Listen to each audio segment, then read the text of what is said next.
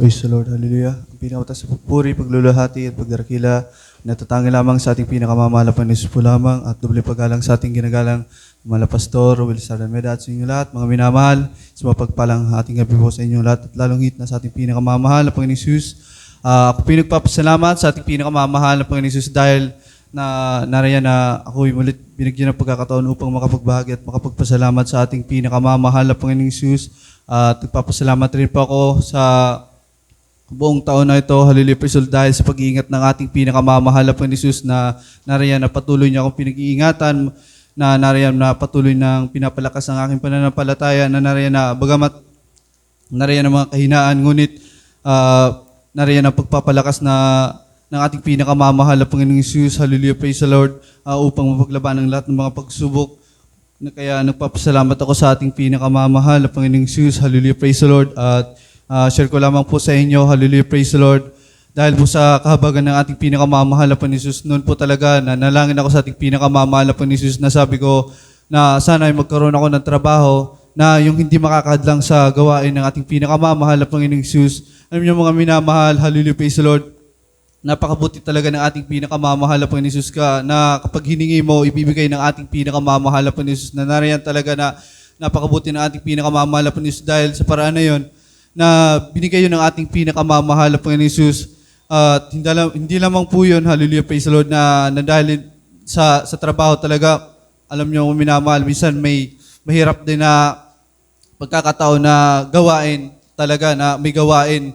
Ngunit, sabi ko, hallelujah, wala akong pakialam na hindi ako pumasok sa trabaho, na nariyan na sa awat habag ng ating pinakamamahal na Panginoong Jesus, hallelujah, praise the Lord, hanggang sa pinaulit-ulit ko yun na hindi ako pumasok sa linggo talaga na gusto ko magsamba lang sa ating pinakamamahal na Panginoong Jesus. At alam niyo mga minamahal, yung manager po sa trabahuan ko mga minamahal, ang sinabi niya lamang po, hallelujah, praise the Lord, sige na, hallelujah, praise the Lord, na hindi na daw sila, hallelujah, praise the Lord, sa gawain kasi mas alam nila na mas mahalaga sa akin ang pagpuri sa ating pinakamamahal na Panginoon Jesus. Kaya napakabuti ng ating pinakamamahal na Panginoon Jesus sa mga bagay na yan, maging sa aking pamilya na nariyan na nagpupuri sa ating pinakamamahal na Panginoon Jesus. Kaya lubusan kong pinapasalamatan yan sa ating pinakamamahal na Panginoon Jesus na narito kami na nagpupuri.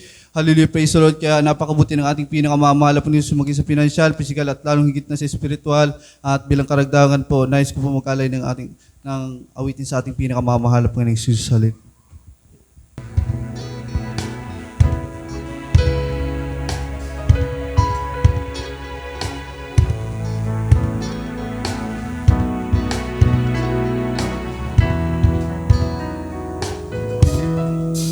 How do you explain? How do you describe love from east to west and rising inside? You know all our hope, Lord, you know all our fear. Words cannot express the love we feel, but we long for you to hear. So listen to our heart, hear us when we sing. Song praise the Lord, those you are redeemed. The words we know to tell you what an awesome God you are. Words are not enough to tell you of our love. Just listen to our heart. It pours down like rain from this earth and mine. And if I had 1,000 years, I would list out of time. Listen to our heart, every beat will sing. Thank you for the light. Thank you for the truth. Thank you for the way. So listen to us. Hear us spirit sing. Song of praise to flow for those you have redeemed.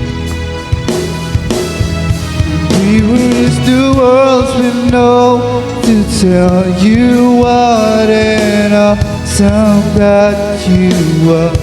But the words are not enough to tell you of our love. Just listen to our heart. So listen to us. Hear our spirit sing. A song of praise to flow for those you have redeemed. We will use the words we know to tell you what an awesome God you are. But the words are not enough to tell you of our love. Just listen to us. But the words are not enough to tell you of our love.